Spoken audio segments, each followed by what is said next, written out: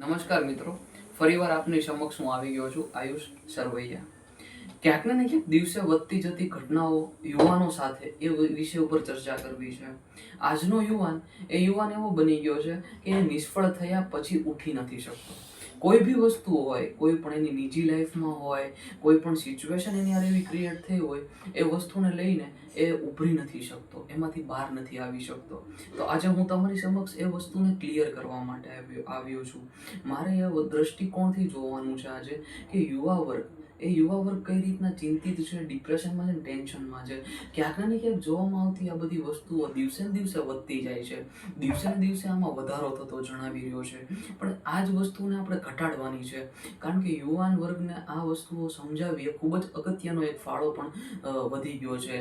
કારણ કે દિવસે ને દિવસે એક યુવાન પાસે ઘણા કારણો એવા હોય છે કે જેના કારણે ડિપ્રેશન અને ટેન્શનમાં ઓવર માઇન્ડ કરે છે, ઓવર થિંકિંગ કરે છે. તો આ બધી વસ્તુઓને લઈને આજે હું તમારી સમક્ષ એટલા માટે આવ્યો છું કારણ કે મેં એક જવાબદારી લીધી છે.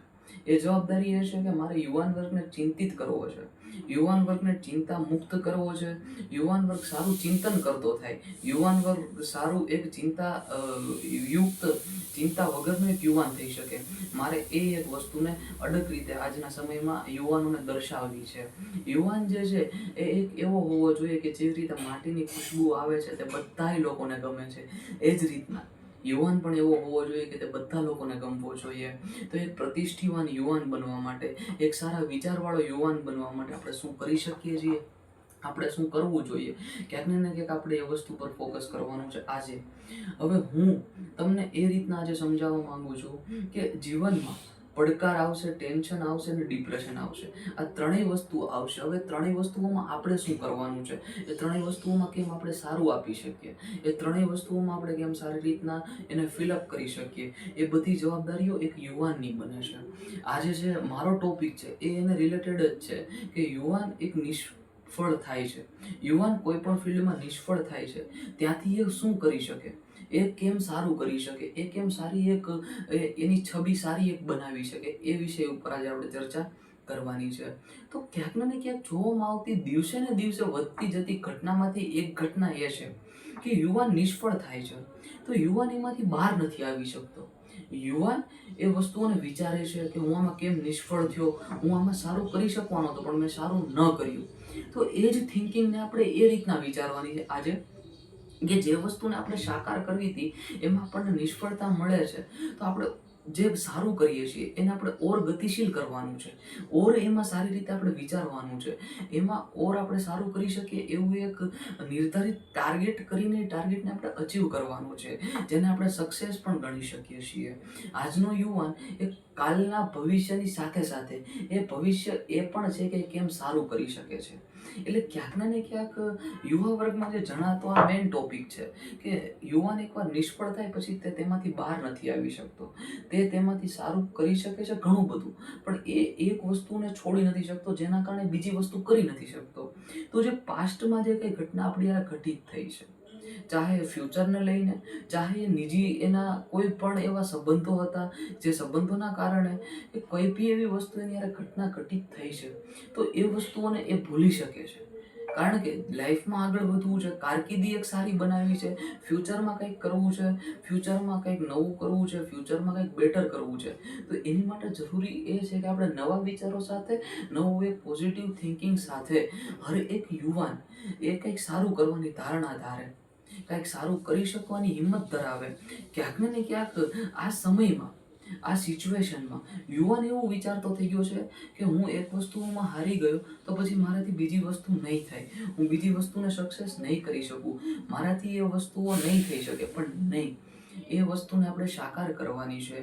ક્યાંક ને ક્યાંક આજના ધારાધોરણ પ્રમાણે યુવાન એમાં સમકક્ષ ઊભો ના રહી શક્યો હોય તો પણ એ ડિપ્રેશનમાં ને ચિંતિત રહેતો હોય છે. ક્યાંક ને ક્યાંક એનું મેઇન રીઝન એ પણ હોઈ શકે કે મારે જીવનમાં ઘણું સારું કરવું હતું પણ હું સારું નથી કરી શક્યો. એનું એક રીઝન એ પણ એક હોઈ શકે કે મારે જીવનમાં ઘણી બધી વસ્તુઓને સ્ટ્રગલ કરવાનું આવે છે, હવે મારે આ વસ્તુ નથી કરવી, મારે આ મૂકી દેવું છે.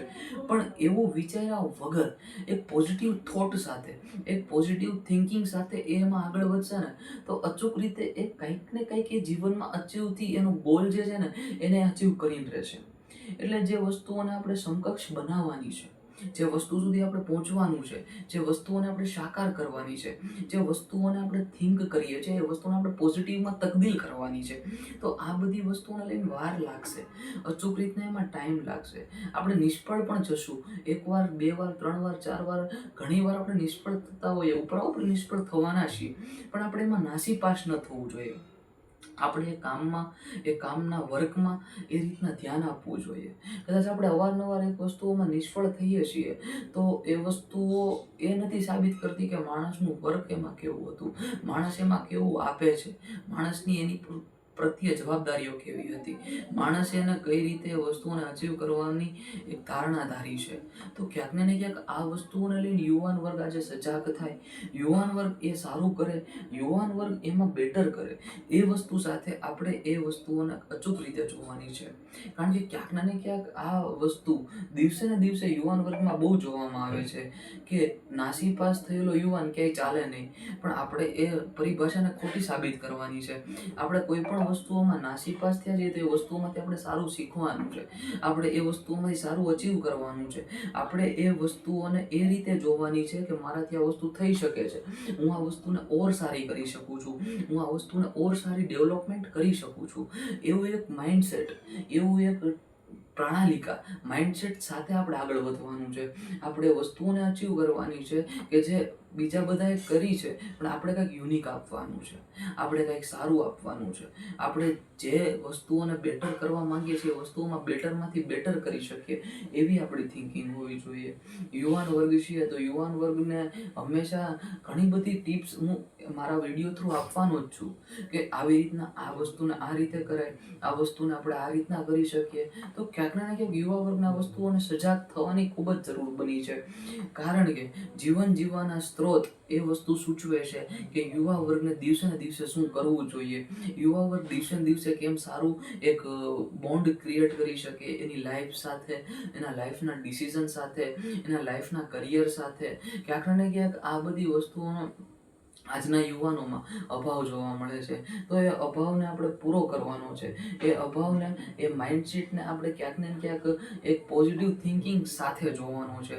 તો એ જ વસ્તુઓને આજે આપણે પુરવાર કરવી હોય ને, તેનો મેઇન ટોપિક એ પણ એક નીકળે છે કે જ્યારે યુવાનો એક વસ્તુ ઉપર સક્સેસ નથી થતા, એક વસ્તુઓને સાકાર નથી કરી શકતા, ત્યારે એ ડિપ્રેશનમાં અને ચિંતિત અને ટેન્શનમાં જતા રહેતા હોય છે. પણ પોઝિટિવ થિંકિંગમાં લેવાનું છે, આપણે પોઝિટિવ થિંકિંગથી વિચારવાનું છે, પોઝિટિવ થિંકિંગને એક બેટર થિંકિંગમાં કેમ તબદીલ કરવી, કેમ એક સારી ઓપોર્ચ્યુનિટીને આપણે પકડી લેવી, કેમ એ ઓપોર્ચ્યુનિટીને પકડીને આપણે એમાં બેટર કરવું છે, સારું કરવું છે. ડઝન્ટ મેટર કે કોઈ બી ટેન્શન આવે છે, કોઈ બી સિચ્યુએશન ક્રિએટ થાય છે, કોઈ બી વસ્તુઓને આપણે કઈ રીતે ક્રિએટ કરીએ છીએ, કઈ રીતના આપણે એને જોઈએ છીએ, ક્યાંક ને ક્યાંક આ વસ્તુ ખૂબ જ ઇમ્પોર્ટન્ટ બની ગઈ છે.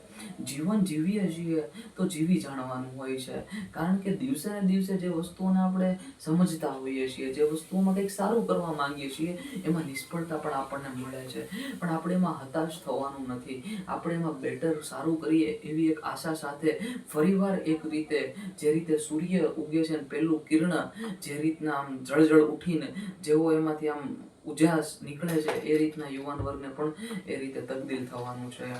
તો જય હિન્દ, જય ભારત. આટલા સાથે જ હું મારી વાણીને વિરામ આપું છું. નેક્સ્ટ વિડીયો સાથે જલ્દી મળું છું. જય હિન્દ, જય ભારત.